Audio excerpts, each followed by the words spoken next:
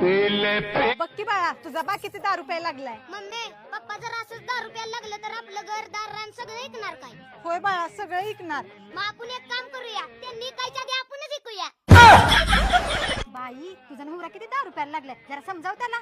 समजवलं पण माझं पण ऐकत नाही. मग एक काम कर, तुझ्या आईला आणि भावाला घे बोलून आणि चांगला झापायला लाव त्याला. होय ग, एवढ्या गडबडीत का बोलवलंस? अगं बघ की माझा नवरा लय दारू प्यायला लागलाय. तू दाजीला समजवतेस का मी माझ्या पद्धतीने बघू? तू काय करू नकोस, मीच त्याला बघते. आय जरा गोड बोलून समजाव, नाहीतर तुला शिवाय देतील. होय, गोड बोलूनच समजवते. जाय बापूला.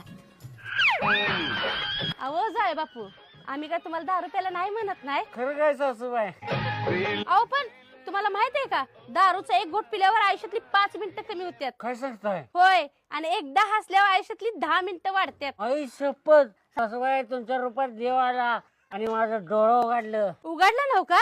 आता काय करणार ते सांगा. हसत हसत दारू पिणार.